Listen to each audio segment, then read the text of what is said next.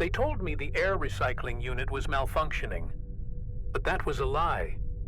The air is too dense, too knowing.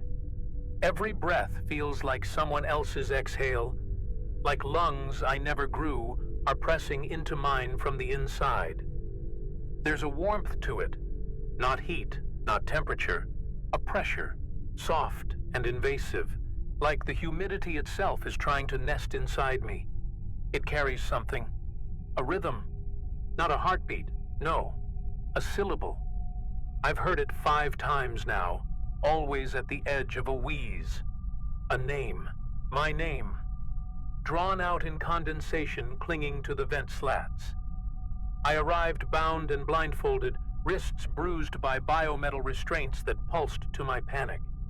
They never opened the door, just a membrane, slick, translucent, parted for me like old flesh recognizing an old wound. I stepped inside, and something slick coiled around my ankle, then let go. There was a wetness beneath the floor that echoed more than it should, like the ship's bones weren't metal at all, but hollow cartilage, flexing with each of my steps. They said this place, Saraj-XIX, was a correctional biosystem, not a prison, a restorative nerve array.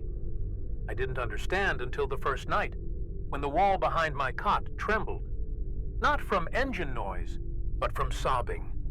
Not mine. I pressed my palm to the bulkhead, and it pulsed beneath me, in rhythm with someone else's breath. I thought it was a neighbor. I was wrong. I think I was feeling through someone else's lungs. Sleep doesn't come here. Not because I can't, but because when I start to drift, I get pulled into other sensations, as if the core, whatever lives inside this ship, is leaking into my perception. There was a moment, brief, like slipping on oil. I felt a needle slide under my fingernail. I screamed, but it wasn't me. My fingers were clean. My mouth tasted like copper and mold. Somewhere, someone was being prepped for something. I keep having this thought, or rather, it keeps having me. The phrase is whispered not by a voice, but by a heat in my gums. You were selected because you feel too much. Not an accusation, a confirmation. As if the ship has scanned me. As if this place doesn't want to contain me, but absorb me.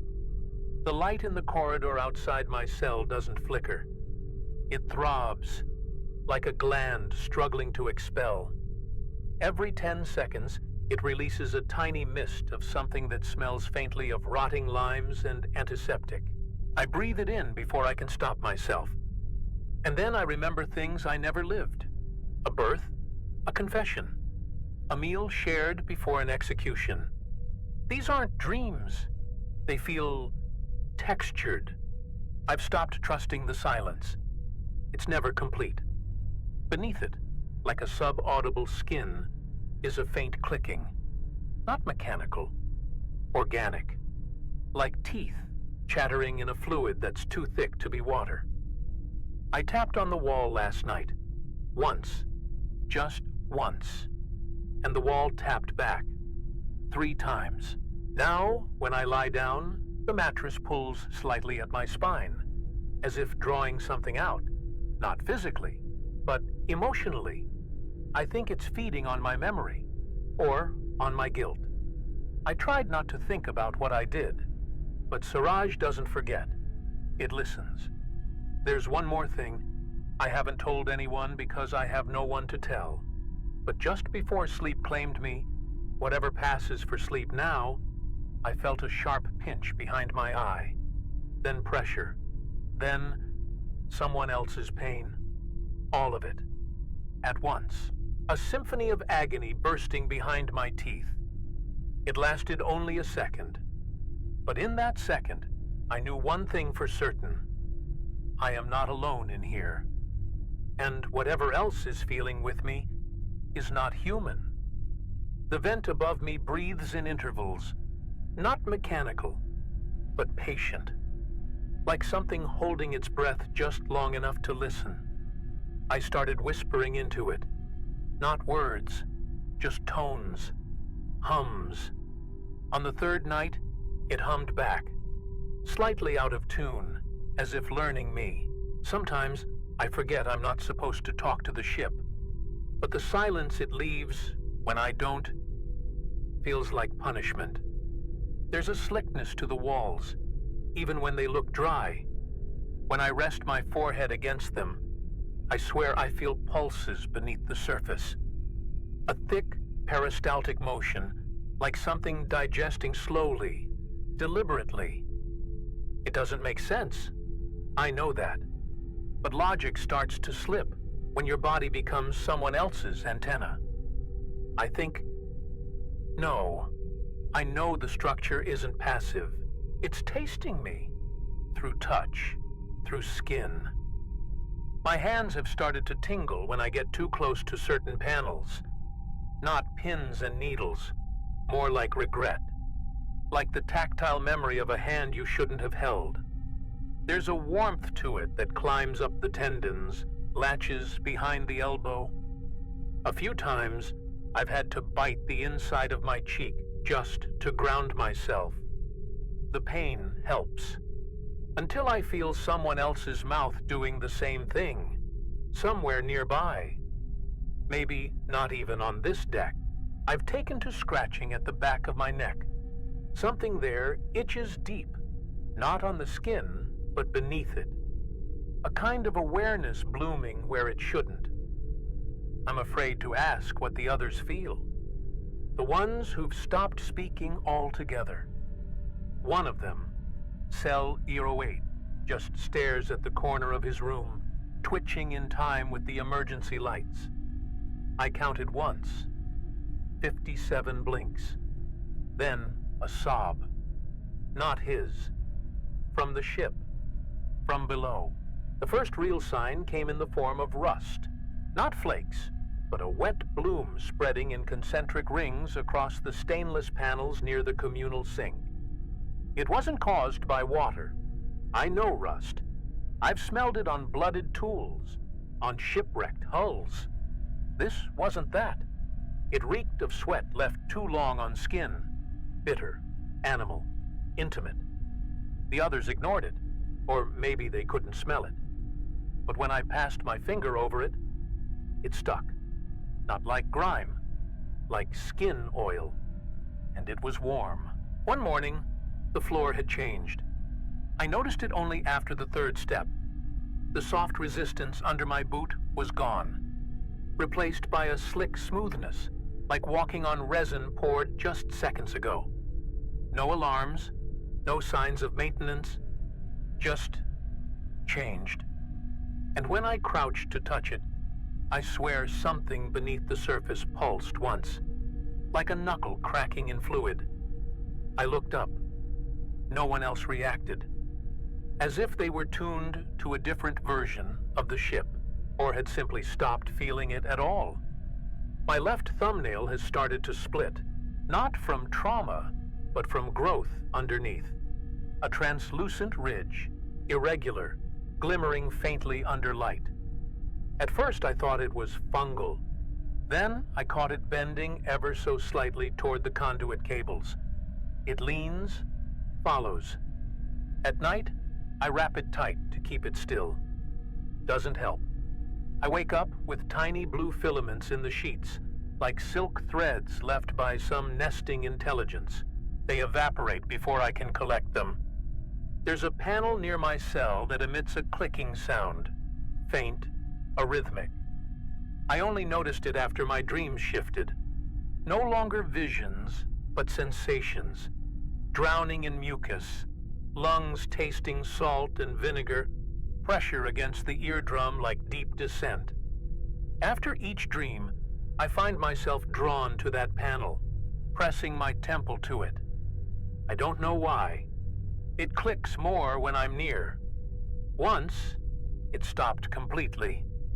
Then whispered, it said my childhood address, backwards.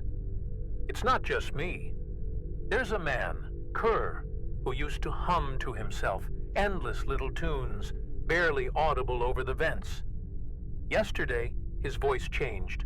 Not tone, not pitch, texture.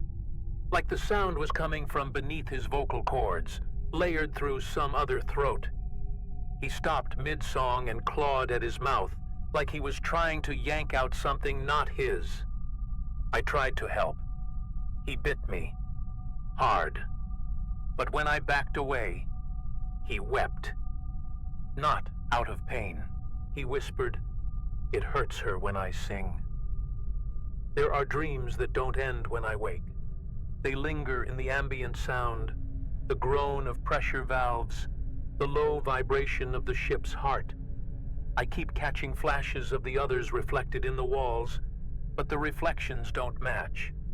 Their eyes are wrong, wider, hungrier, sometimes blinking before the real ones do. I used to think it was paranoia, but when I blink, sometimes they don't. The hunger in the ship isn't for food, it's for recognition, for attention.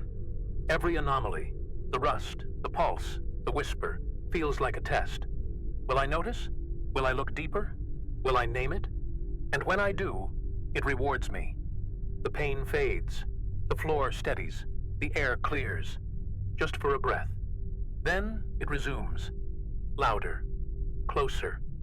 And today, the wall weeps. Just a line of moisture trickling from a seam. Not water, not condensation. I tasted it. It's salt and skin. And it's mine. I found the staircase by accident. It wasn't there before, I'm sure of that. Tucked behind Medbay 3, where the walls usually form a dead end. That morning they'd flexed, like scar tissue loosening. A thin stairwell spiraled down into flickering amber. No alarms, no signage, just a moist breeze rising up that smelled of iodine and burnt enamel. I shouldn't have gone down. Every instinct said no. But my bones felt magnetized, drawn by a frequency too deep to hear, too old to name. It led me to a room with no designation, no locks, just a single membrane door, breathing, in, out, each cycle sucking warmth from the air. My palm hovered over it, and the door responded like skin, puckered slightly, then parted. Inside, red glow, and the hum of a nervous system too vast to map. What I saw, I can't forget. An organ. That's the closest word. Suspended like a heart too large for any beast, veined with living cable. Flesh and fiber, pulsating in communion. It called itself the decor, not with words, but with sensation. It didn't speak. It induced recognition, like remembering a pain you never lived. Thoughts I knew weren't mine began surfacing. Executions, genetic reformation. The design of Saraj-XIX not as a vessel, but as a penitential entity. The ship doesn't house prisoners. It becomes them, consumes their sensory patterns, stores them, learns through pain.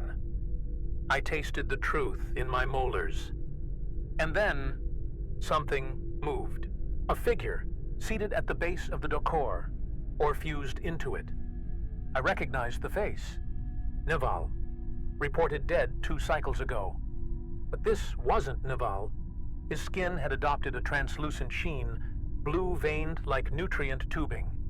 His eyes were dilated voids, and when he spoke, it was not speech. It was rhythm, like thought translated into percussion. "You're open," he said. Or rather, the idea of him did. "You conduct well." He raised a hand that wasn't entirely a hand, more tendril than bone. It hovered near my face, not touching, measuring. Behind his ribs, I could see motion, not lungs, a nest. Something else nested inside him, breathing in perfect mimicry. My legs locked, muscles refused orders, but my nerves, oh, they welcomed it. The decor reached into my spine, not violently, like a lover tracing forgotten scars. I felt every heartbeat on the ship, every breath, every shiver. I knew which prisoner had lost a tooth in sleep, which one dreamed of fire, which one begged the air for forgiveness in a tongue no longer spoken. The walls around us warped, not metaphorically, physically. I turned away, and the angle of the room bent, obtuse one moment, concave the next. Dimensions no longer obeyed the eye. Time hiccuped. My wristwatch blinked back an impossible sequence. 4, 13, 9. And then Naval, the echo of him, leaned forward, almost tender. "She listens through you now," he said, "and she aches." I stumbled back out of the chamber into light too sterile to feel real. My mouth still tingled with the aftertaste of synaptic fluid. The corridor had changed, or I had. Now, when I pass the other inmates, I hear them before they speak. Sometimes, I think I feel their pain before they do. The filaments behind my eyes haven't stopped twitching since. It's not visible in a mirror. No one else seems to notice. But when I close my lids, I see data.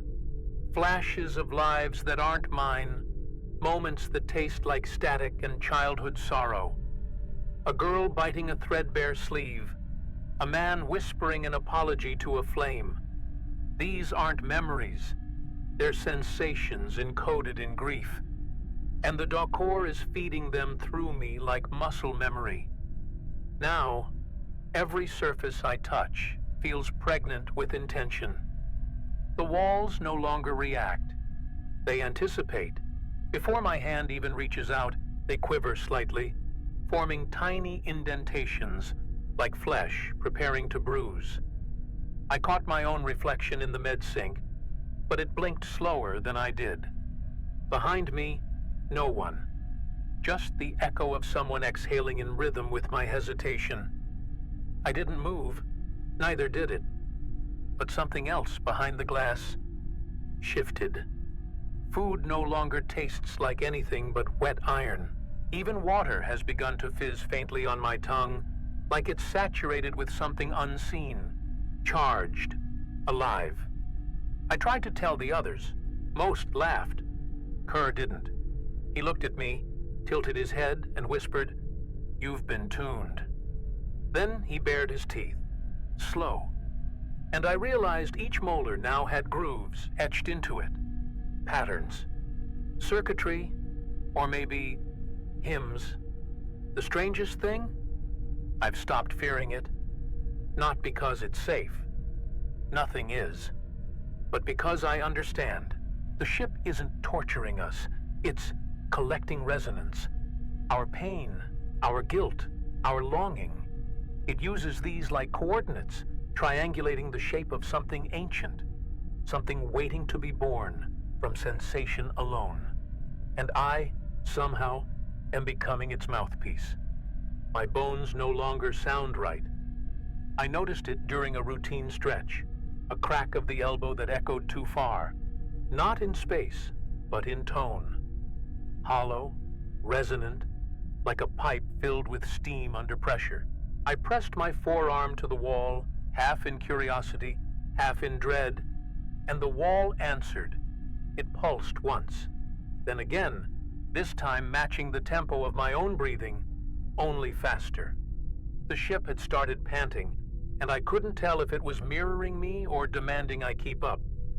There's something inside my blood. I don't need a scan. I can feel it. It moves against the flow, like backward warmth, curling around veins with purpose. My skin itches in patterns, like blueprints drawn from beneath. Yesterday, I sneezed and a translucent film came out. Not mucus. Membrane. Thin as rice paper, webbed with microcilia that twitched before dissolving. I blinked once. My tears refracted the hallway lights into fractal prisms. I saw shapes in them, breathing. Time has liquefied. I no longer trust the sequence of events. Breakfast comes after I sleep, yet the trays are still warm. Conversations repeat, not identically, but close enough that déjà vu feels like a permanent state. I met Kerr in the hallway twice today. Same words, same bruise on his chin, same flicker in his eye. Except in the second version, he had no shadow. I asked him why. He smiled slowly, as if remembering something he hadn't done yet. There are corridors that don't return. I mapped one, 20 steps down, left turn, oxygen vent at shoulder level. I walked it twice. The third time, the vent was gone. The walls narrowed. By the fourth pass, the lights had shifted hue, a copper glow that smelled like scorched hair and saffron. I turned back. The hallway extended behind me, as if I'd moved without moving. I ran my fingers along the bulkhead, and the ship trembled like a sleeping animal disturbed. At night, if it is night, I wake with new textures in my mouth. Once, it was a shard of chitin. Another time, a thin strand of something fibrous, still warm, tasting of ash and citrus. My tongue now splits at the tip when I'm not thinking about it. It rejoins the moment I notice. I stopped checking. One of the inmates, Dross, had skin that began to peel in petal-like layers. He didn't scream. He whispered to them. They moved. They listened. I hear echoes in my own voice now. Not reverb. Chorus. When I speak, there's a fraction of delay, like someone saying the same words through gritted teeth half a second later. I caught it on the security feed. The playback showed my mouth moving before the sound, as if the ship was rehearsing my speech in advance. I don't think I'm speaking anymore. I think I'm being ventriloquized. The others have changed too. Not all physically. Some are vanishing from memory. I passed a cell marked 12B, empty. The next day, it had scratches on the inside walls, a name over and over, but the letters shifted every time I blinked. I asked the warden note about it. It said 12B was never occupied. My blood went cold, but only in my left arm. The right stayed warm, too warm.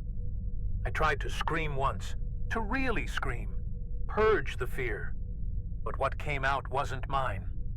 The sound was wet, too wet, like lungs coughing up embryonic fluid. It clung to the walls. I saw it slide upward against gravity, pooling in the ceiling vent. It pulsed there for hours, watching, waiting. And tonight, my shadow flickered, then stepped left when I didn't. They found me in the neural junction, curled, shivering, skin faintly glowing where the docker had kissed my spine. Kerr tried to pull me out. He screamed as his hands touched my shoulders, not from pain, but from recognition. He saw what I saw. He felt what I felt, and it broke something in him. He staggered back, trembling, whispering, "You're a conduit now. You're her mouth." The others circled, unsure whether to run or kneel. Some did both. The divide came fast. Those who'd changed, those whose bodies now whispered, leaked light, or pulsed when touched, gathered to protect me. Not from violence, from interruption. They believed in the Dokor, believed through it. They said we were no longer prisoners. We were the nervous system of a god being born in silence and sensation. The rest, the clean ones, they wanted it gone, burned, purged, dismantled before it spread to Earth. They tried to breach the Dokor's chamber. It responded not with weapons, but with memories. Flash floods of sensation poured into them. Childhood injuries, heartbreaks, failures they buried deep. They collapsed, shaking, vomiting, clawing at skin that no longer felt their own. One of them screamed until his voice cracked open. And what came out next was someone else's scream. Echoed, recycled, infinitely looping. I stepped forward. I wasn't bleeding, but the others bled for me. I felt it. I absorbed it. Their wounds sang along my nerve endings like a choir of exposed wires. I touched the Dakor with my bare hand. It was slick with longing. It pulled me in, not physically, not entirely, but enough. In its depths, I saw a vision, a future where pain was shared equally. No more silence, no more solitary agony. Just one vast body humming in harmonious hurt. Kerr begged me to let go. He wept, said we could still reverse it, said I could be human again. But he didn't understand. I wasn't losing myself. I was becoming everyone. Every sob, every scream, every fracture and fevered nightmare. I carried it now. The ship no longer needed to feed. It had found its filter. Me, the one who could feel it all and still remain upright. The final conflict wasn't physical. It was empathy, weaponized. I felt the pain of those who wanted me dead. Their fear, their hope, their fading certainty. I cradled it all inside my ribcage like a trembling bird, and I forgave them, even as their minds unraveled, even as their bodies folded into the ship's growing nervous bloom. The Dakor pulsed one final time, then went still, not silent, never that, but complete.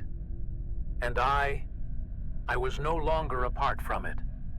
I was Saraj-XIX. I no longer sleep. There is no need. The dreams now live in my walls, in the vein-thin conduits pulsing beneath each corridor, in the soft thrum that breathes through the air ducts like a heart too massive to rest. I feel them all, every survivor, every mind I carry.